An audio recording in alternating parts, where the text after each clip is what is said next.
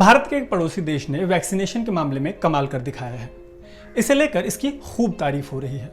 इस देश का नाम है भूटान और यहाँ के दूर दराज के इलाकों में भी लोगों को वैक्सीनेट कर दिया गया है।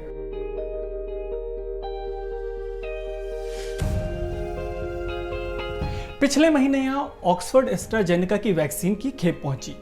इसके बाद हेल्थ केयर वर्कर्स ने दूर दूर जाकर देश के गांवों में लोगों को वैक्सीनेट कर दिया। जो बातें हम आपको बता रहे हैं वो न्यूयॉर्क टाइम्स की एक रिपोर्ट पर आधारित है। एशिया के सबसे गरीब देशों में शामिल भूटान का जोर जीडीपी की जगह जीएनएच पर रहा है। जीएनएच यानी ग्रॉस नेशनल हैप्पीनेस। इसका जो गोल है वो नागरिकों की खुशहाली होता है। आइए अब डेटा पे बात करते हैं। एनवाईटी की इस रिपोर्ट के मुताबिक इस देश में 4,78,000 लोगों को वैक्सीन की पहली डोज दे दी गई है। यानी इस देश के 60% से अधिक आबादी को कवर कर लिया गया है। रिपोर्ट में भूटान के स्वास्थ्य मंत्रालय से कई बातें कही गई हैं। इसमें कहा गया है कि देश की 93% से ज्यादा एलिजिबल अडल्ट्स को वैक्सीन की पहली डोज लगा दी गई है। एनवाईटी के ही डेटाबेस के मुताबिक पिछले शनिवार तक देश में वैक्सीनेशन की दर प्रति 100 व्यक्ति 63 डोज की रही है। ऐसा करने वाले देशों में भूटान 6ठे नंबर पर है।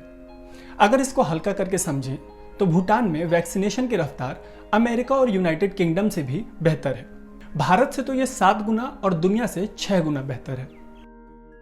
ऐसे में एक तर्क ये दिया जा सकता है कि यहाँ की आबादी बहुत कम है, लेकिन इसका जवाब ये है कि आइसलैंड और मालदीव जैसे ज्योग्राफिकली आइसोलेटेड और छोटे देशों और कम आबादी वाले देशों के कंपैरिजन में भी भूटान ने काफी अच्छा प्रदर्शन किया है।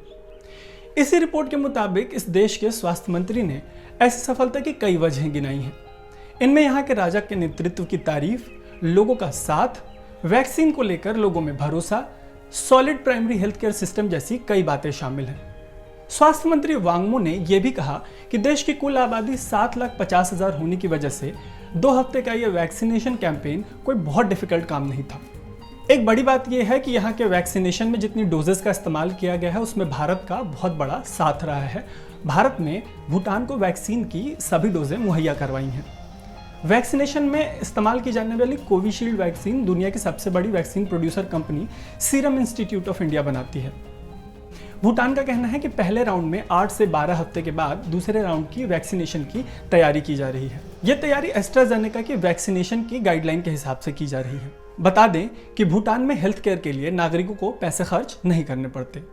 यहाँ एक और बात गौर करने लायक है कि देश का हेल्थ केयर सिस्टम बहुत ज़्यादा सोफिस्टिकेटेड नहीं है। ऐसे में कई मौकों पर इलाज का खर्च सरकार उठाती है और गंभीर बीमारियों के लिए अपने नागरिकों को भारत और थाईलैंड जैसे देशों में भेजती है। आपको जानकर आश्चर्य हो सकता है, लेकिन भूटान में अब तक कोविड के कुल 1000 के करीब मामले सामने आए हैं। उससे भी आश्चर्यजनक बात यह है कि इस बीमारी से इस देश में महज 1 इंसान की मौत हुई है। भारत का ये पड़ोसी देश ऐसा करने में इसलिए सफल रहा है क्योंकि शुरुआत में ही इन्होंने अपने बॉर्डर को सील कर दिया था। जो लोग यहाँ आते हैं उन्हें कम से कम 21 दिन के लिए क्वारंटीन होना पड़ता है। इस नियम का अपवाद देश के पीएम भी नहीं है। यहाँ के पीएम लोटे शेरिंग हाल ही में जब बांग्लादेश के दौरे से लौटे तो उन्हें 21 दिन के लिए क्वारंटीन होना पड़ा।